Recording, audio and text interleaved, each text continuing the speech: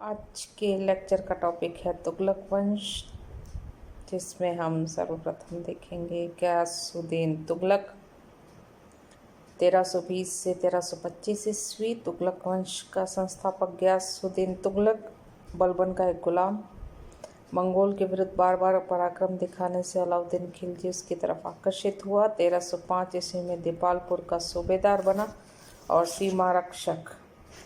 खुसरो की पराजय और मृत्यु के पश्चात तुर्कमीरों की स्वीकृति के बाद 8 सितंबर 1320 ईस्वी को वो सिंहासन पर बैठा। गयासुद्दीन तुगलक की गृह नीति को देखें तो सुल्तान बनते ही गयासुद्दीन को अनेक कठिनाइयों का सामना करना पड़ा।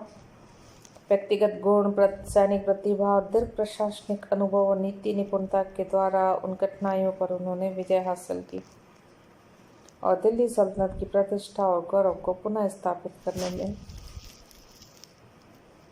सफलता प्राप्त की। सुल्तान का पहला काम अमीरों और जनता को संतुष्ट करना। कुशल राजनीतिज्ञ का परिचय देते हुए उसने खुसरो के समर्थक अमीरों के विरुद्ध कोई कार्रवाई नहीं की, उन्हें उनके पदों पर रहने दिया गया। परंतु सल्तनत में व्याप्त अव्यवस्था का उसने कठोरता से दमन किया। सार्वजनिक शासन की सुविधाओं के लिए इस्लामिक सिद्धांतों के आधार पर राजकीय नियमों का एक संग्रह तैयार करवाया। शासन के आधार बना दिया गया।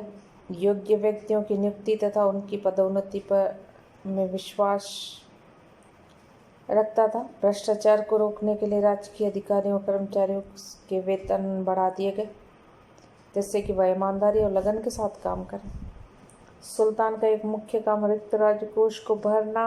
उसने लोगों की एक सूची तैयार करवाई जिन्होंने खुसरो के शासनकाल में अवैध रूप से धन एवं जागीरें प्राप्त की थी अथवा जिनके समर्थन प्राप्त करने के लिए खुसरो ने भेंट उपहार दिए थे।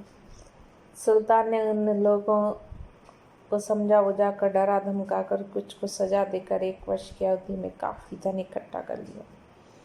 केवल शेख निजामुद्दीन औलिया से वह कुछ प्राप्त न कर पाया, क्योंकि औलिया ने धन निर्धन लोगों में बांट दिया था। इससे शेख और सुल्तान के आपसी संबंध काफ़ी कटु हो गए।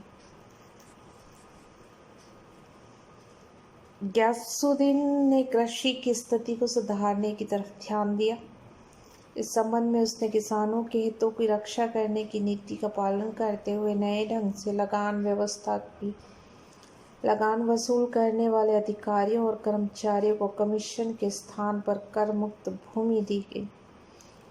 कृषि को प्रोत्साहन देने की दृष्टि से दीवाने वजारत को आदेश दिया गया कि 1 वर्ष में किसी भी प्रांत के राजस्व में 1/10 और 1/11 भाग से अधिक वृद्धि न की जाए। कर वृद्धि बहुत ही धीरे धीरे कई वर्षों में की जानी चाहिए। निर्धारित करों से अधिक धन वसूल करने को दंडनीय अपराध माना गया। अलाउद्दीन के समय की भूमि नापने की परिपाटी को त्यागा गया। उसके स्थान पर पुरानी बटाई और नस्ल की प्रथा को पुनः प्रचलित किया गया। किसानों को उनकी आवश्यकता अनुसार राजकीय ऋण देने की व्यवस्था भी की गई। अकाल अथवा अन्य प्राकृतिक प्रकोपों से फसलें नष्ट हो जाने से भूमि कर माफ करने के आदेश जारी किए गए। सुल्तान का विश्वास था कि राज्य की आय को बढ़ाने के लिए करों की वृद्धि करने के स्थान पर कृषि क्षेत्र के विकास की तरफ ध्यान दिया जाना चाहिए। कृषि उत्पादन को बढ़ावा देना चाहिए। इसके लिए सिंचाई की तरफ ध्यान दिया गया। नई नहरों का निर्माण किया गया। फलस्वरूप कृषि क्षेत्र का विकास हुआ। राजस्व व्यवस्था को सुधारने के साथ गयासुद्दीन ने यातायात के साधनों को सुधारने की तरफ भी ध्यान दिया। पुराने मार्गों की मरम्मत करवाई गई। आवश्यकता अनुसार पुलों का निर्माण करवाया गया। कुछ नई सड़कों का निर्माण हुआ। डाक व्यवस्था भी पर्याप्त सुधार किया गया। मुबारक शाह और खुसरो के शासनकाल में पुलिस तथा न्याय व्यवस्था भी अस्त व्यस्त हो चुकी थी। गयासुद्दीन ने पुराने नियमों तथा कुरानों के सिद्धांतों के आधार पर नया न्याय विधान तैयार करवाया।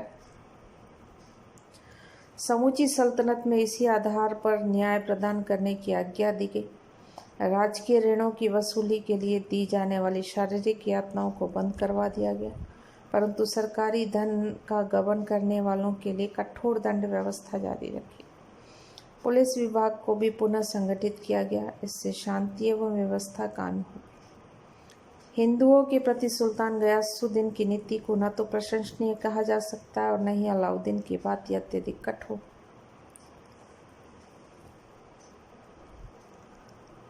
उसने अपने अधिकारियों को यह आदेश दिया कि लगान तथा अन्य कर वसूल करते समय हिंदुओं के साथ ऐसा व्यवहार किया जाए कि लोग धन की अधिकता से अंध होकर विद्रोही तथा षड्यंत्रकारी न बन जाए, और साथ ही ऐसा भी न हो कि निर्धनता के कारण वे कृषि को ही त्याग दें। गयासुद्दीन ने हिंदुओं से लगान वसूली का मध्यम मार्ग अपनाया, जो कि विवेकपूर्ण था। गयासुद्दीन ने सेना में व्याप्त अनुशासनहीनता को दूर करने की तरफ विशेष ध्यान दिया। खुसरो ने सेना का समर्थन प्राप्त करने के लिए पानी की तरफ धन बहाया था।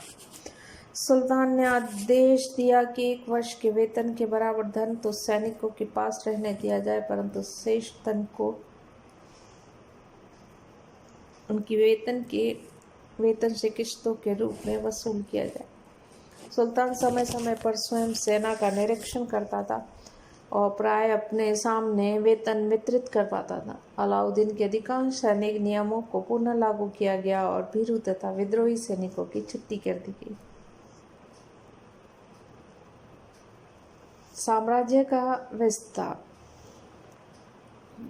प्रथम वारंगल पर आक्रमण है। गयासुद्दीन ने उन क्षेत्रों को पुनः सल्तनत के अंतर्गत लाने का प्रयास किया जो मुबारक शाह और खुसरो के शासनकाल में दिल्ली की प्रभुसत्ता को त्याग चुके थे। वारंगल के राजा प्रताप रुद्रदेव ने भी अपने आप को स्वतंत्र घोषित कर दिया था। अतः 1321 ईस्वी में सुल्तान ने अपने पुत्र उलुग खां यानी कि जूना खां के नेतृत्व में एक शक्तिशाली सेना वारंगल के विरुद्ध भेजी। उलुग खां ने वारंगल की इतनी सख्ती घेराबंदी की कि प्रताप रुद्रदेव को संधि वार्ता का प्रस्ताव रखना पड़ा। परंतु जब उलुग खां ने राजा को बिना किसी शर्त के आत्मसमर्पण करने को कहा तो राजा ने आखिर दम तक लड़ने का निश्चय कर लिया। प्रतिदिन नई नई अफवाहें फैलने लगी और अंत में यह अफवाह भी आ गई कि सुल्तान गयासुद्दीन की मृत्यु हो गई है। ऐसी स्थिति में उलुग खां ने घेरा उठाकर सिंहासन पर अधिकार जमाने के लिए दिल्ली की तरफ कूच किया। वारंगल के विरुद्ध पहला अभियान विफल रहा। 1323 ईस्वी में सुल्तान ने उलुग खां को पुनः वारंगल पर आक्रमण करने भेजा। इस बार सफलता मिली। राजा और उसके परिवार के लोग तथा प्रमुख सरदार सभी शाही सेना पकड़ लिए गए। राजा को दिल्ली भेज दिया गया और सुल्तान के आदेश अनुसार वारंगल राज्य को दिल्ली सल्तनत में मिला दिया गया। राज्य के विभिन्न नगरों एवं कस्बों में तुर्क अधिकारियों की नियुक्ति कर दी गई और वारंगल को सीधे दिल्ली शासन के अंतर्गत लाकर गयासुद्दीन ने बहुत बड़ी भूल की, जिसकी कीमत उसके पुत्र मोहम्मद तुगलक को चुकानी पड़ी। उड़ीसा पर आक्रमण। वारंगल से वापस लौटते हुए उलुग खां ने उड़ीसा वाला मार्ग पकड़ा और उड़ीसा के उत्कल राज्य यानी कि जाजनगर पर आक्रमण किया। इस अभियान का विस्तृत विवरण उपलब्ध नहीं है। केवल इतना जानकारी मिलती है कि उलुग खां को बहुत से हाथी और धन हाथ लगा, जिसे लेकर वह दिल्ली लौटा था। नेक्स्ट आता है बंगाल में विद्रोह का दमन। जिस समय गयासुद्दीन सुल्तान बना, बंगाल का सूबा दिल्ली से पृथक हो चुका था और अब गयासुद्दीन, शहाबुद्दीन तथा नसरुद्दीन नामक तीनों भाइयों में बंगाल की गद्दी को लेकर उत्तराधिकार संघर्ष शुरू हो गया। अंत में बड़ा भाई गयासुद्दीन गद्दी पर बैठने में सफल हुआ। सबसे छोटा भाई नसरुद्दीन सुल्तान ने गयासुद्दीन तुगलक से अपने बड़े भाई के विरुद्ध सैनिक सहायता की याचना की, जो मंजूर हो गई और सुल्तान दिल्ली से चल पड़ा। मार्ग में तिरहुत के निकट नसरुद्दीन भी सुल्तान की सेवा में उपस्थित हो गया और सुल्तान ने जफर खान नामक सेनानायक को बंगाल की राजधानी लखनौती पर आक्रमण करने को भेज दिया। जफर खान ने सरलता के साथ बंगाल सुल्तान गयासुद्दीन को परास्त किया और बंदी बना लिया गया। उसके बाद नसरुद्दीन को गद्दी पर बैठाया गया। उसने दिल्ली सल्तनत की अधीनता स्वीकार कर ली। वापसी में सुल्तान ने तिरहुत पर आक्रमण कर लिया और फिर तेजी के साथ वह दिल्ली की तरफ कूच कर गया।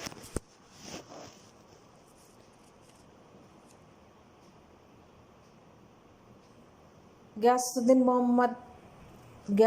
तुगलक की मृत्यु। जब सुल्तान बंगाल में था तब उससे सूचना मिली कि युवराज उलुग खां शेख औलिया का शिष्य बन गया और संत ने उसके शीघ्र सुल्तान बनने की भविष्यवाणी की है। तो वह आग बबूला हो उठा, क्योंकि सुल्तान औलिया से नफरत करता था। अतः सुल्तान ने ये मार्ग से ही औलिया को आदेश भिजवाया कि उसके दिल्ली पहुंचने से पूर्व ही वह दिल्ली छोड़ दे। इस पर संत औलिया ने कहा था, हुनूज दिल्ली दूरस्त, दिल्ली अभी दूर है। बंगाल को विजय से लौटकर आने की सूचना मिलते ही युवराज उलुग खां ने अपने पिता का स्वागत करने के लिए तुगलकाबाद से कुछ दूर अफगानपुर नामक गांव के पास तेजी से 3 दिन के अंदर ही लकड़ी का एक काम चलाऊ महल तैयार करवाया। ठीक समय पर युवराज अन्य लोगों के साथ सुल्तान का स्वागत करने अफगानपुर पहुंच गया। सुल्तान ने वहीं रात्रि विश्राम किया। दूसरे दिन राजधानी में प्रवेश करने का निश्चय।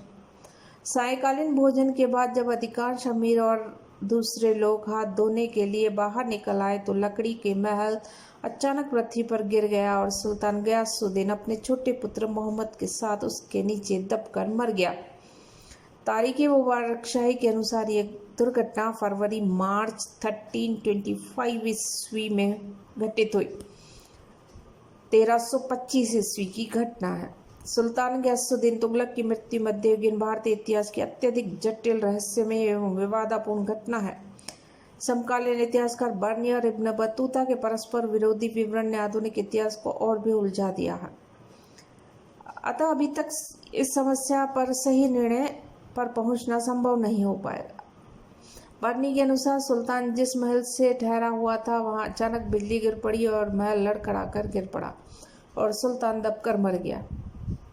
इब्ने बतूता लिखता है कि युवराज उलुग खां ने कुछ लोगों के साथ मिलकर सुल्तान की हत्या का षड्यंत्र रचा और अफगानपुर के निकट लकड़ी का महल एक युक्ति से बनवाया गया कि इसके एक किनारे पर हाथियों को लाया जाए तो सारा महल धराशायी हो जाए। उलुग खां ने योजना अनुसार कार्य किया और महल गिर पड़ा, जिसके नीचे दबकर सुल्तान मर गया। ईश्वर प्रसाद वुल्जेक, आशीर्वादीलाल श्रीवास्तव, मजमूदार आदि आधुनिक इतिहासकारों ने इब्ने बतूता को सही मानते हुए उलुग खां को पितृहंता ठहराया है, जबकि मेहंदी हसन और डॉक्टर बीपी सक्सेना बर्नी के विवरण को सही मानकर उलुग खां को निर्दोष बतलाते हैं। हत्या के षड्यंत्र में शेख निजामुद्दीन औलिया को भी संबंधित मानते हुए इतिहासकार निजामुद्दीन लिखते हैं कि सुल्तान की मृत्यु युवराज और शेख के षड्यंत्र का परिणाम थी। इस प्रकार इस दुर्घटना के बारे में सही मत व्यक्त करना अत्यधिक दुष्कर कार्य है। नेक्स्ट, तुगलक वंश का शासक मोहम्मद बिन तुगलक, जिसने 1325 से 1351 ईस्वी तक शासन किया। राज्यारोहण देखें तो गयासुद्दीन की मृत्यु के पश्चात फरवरी अथवा मार्च 1325 ईस्वी में उलुग खां दिल्ली के सिंहासन पर बैठा। उसने मोहम्मद तुगलक शाह की उपाधि धारण की और सिंहासन प्राप्त करने में उसे किसी विरोध का सामना नहीं करना पड़ा।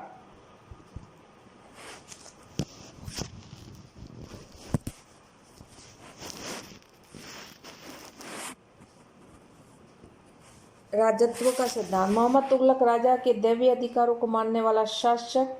वह राजा को पृथ्वी पर ईश्वर का छाया मानता था और उसका विश्वास था कि ईश्वर ही अपनी इच्छा से किसी व्यक्ति को राज्य पद देता है, इसलिए अन्य सभी लोगों को बिना किसी विरोध के राजा की आज्ञाओं का पालन करना चाहिए। वह अपने आप को सर्वप्रभुत्व संपन्न शासक समझता था। ईश्वर के प्रतिनिधि के रूप में अपने अमीरों एवं अधिकारियों तथा प्रजा से स्वामी भक्ति प्राप्त करना अपना अधिकार समझता था। वस्तुतः वह अपने युग का एक अत्यधिक स्वेच्छाचारी निरंकुश शासक था, जिसकी असीमित शक्तियों एवं अधिकारों पर किसी प्रकार का अंकुश नहीं था। कहने को प्रशासनिक कार्यों में उसे सलाह देने के लिए एक लघु परिषद हुआ करती थी, परंतु उसने शायद ही उससे कभी सलाह ली हो। वह स्वयं ही अपनी नीति का निर्माता तथा अन्य सभी लोग उसकी नीतियों को लागू करने वाले कर्मचारी मात्र थे।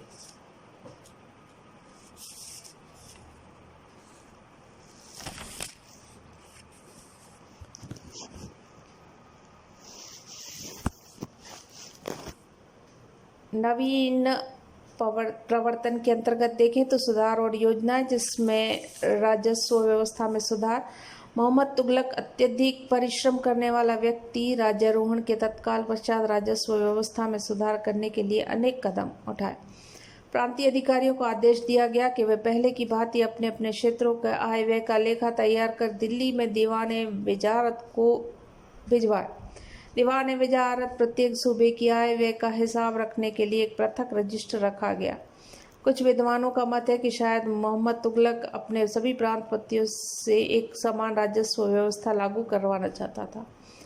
इस बात का भी ध्यान रखा गया कि कोई भी गांव लगान वसूली से अछूता न रह पाए। प्रांतों से आने वाले हिसाब की बारीकी के साथ जांच की जाती थी और समय पर पूरा लगान जमा नहीं कराने वाले अधिकारियों के खिलाफ सख्त कार्रवाई की जाती थी और सख्ती के साथ बकाया लगान वसूल किया जाता था। इसके लिए एक पृथक अधिकारी नियुक्त किया गया जो सुल्तान को समय समय पर रिपोर्ट देता रहा। कृषि की देखभाल के लिए अमीर कोही नामक एक विशेष पदाधिकारी भी नियुक्त किया गया।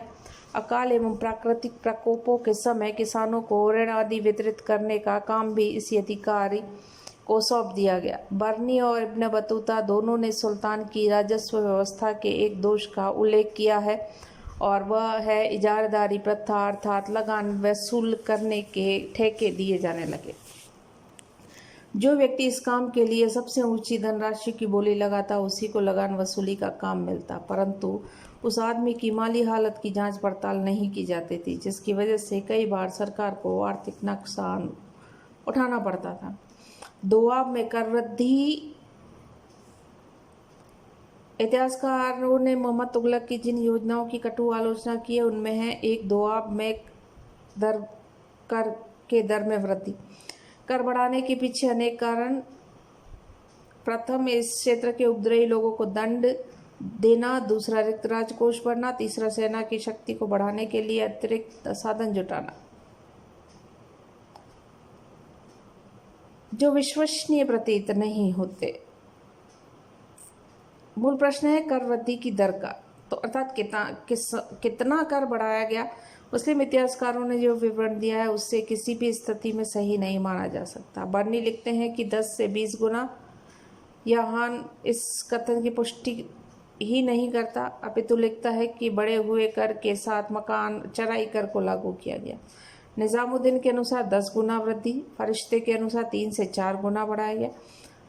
इसके विपरीत आशीर्वादीलाल श्रीवास्तव के मत अनुसार भूमि कर में किसी प्रकार की वृद्धि नहीं की गई, बल्कि पकान, चरागाह आदि पर अन्य कर बढ़ाकर सुल्तान अपने राजस्व में 5 से 10% तक वृद्धि करना चाहता था। इनका मत विश्वसनीय प्रतीत होता है। दोआब में कर वृद्धि को की गई तब वह अधिक नहीं थी, परंतु यह वृद्धि अनुकूल स्थितियों में नहीं की गई। संयोगवश उस समय दोआब के क्षेत्र में वर्षा की कमी के कारण अकाल पड़ा। इससे किसानों में उदासी छाई हुई थी। जब बढ़े हुए करों को सख्ती के साथ वसूल किया गया तो लोगों में असंतोष भड़का। कई स्थानों पर उन्होंने विद्रोह कर दिया। सुल्तान के आदेश से अधिकारियों ने कठोरता के साथ विद्रोह का दमन किया। दोआब की स्थिति और बिगड़ी। सारा दोष सरकारी अधिकारियों का रहा, जिन्होंने सुल्तान को सही स्थिति की जानकारी नहीं दी, अन्यथा वह ऐसे समय कर वृद्धि की आज्ञा ही नहीं देता अथवा सख्ती से कर की वसूली करने की आज्ञा कदापि नहीं देता, क्योंकि जब उनकी सही स्थिति की जानकारी मिली तो दोआब के अकाल पीड़ित किसानों को सहायता पहुंचाने का पूरा प्रयास किया गया। किसानों को बीज, हल, बेल आदि ऋण वितरित किए गए। सिंचाई के लिए नए कुएं खुदवाए गए, नहरें खुदवाई गई, परंतु सुल्तान द्वारा दी गई सहायता से किसानों को विशेष राहत न मिल पाई, क्योंकि ये कदम काफ़ी देर बाद उठाए गए। डॉक्टर श्रीवास्तव लिखते हैं कि परंतु उनसे कोई लाभ नहीं हुआ, क्योंकि ये सहायता काफ़ी देर से किए गए तथा सहायता का प्रयोग किसानों ने शुद्धापूर्ति के लिए किया। वास्तविकता तो यह थी कि इन करों को जब अलाउद्दीन ने पहली बार लगाया था तब भी लोगों ने स्वेच्छा से नहीं अपितु आतंकित होकर ये अदा की थे। अलाउद्दीन के उत्तराधिकार ने इन करों को समाप्त कर दिया था और जब मोहम्मद तुगलक ने इन्हें पुनः लागू किया तो लोगों ने इसका विरोध किया। परिस्थितियां और अधिकारियों ने मिलकर कर वृद्धि की योजना को असफल बना दिया। सुल्तान बदनाम हो गया, जबकि उनके लिए उसे दोषी ठहराना न्याय संगत प्रतीत नहीं होता।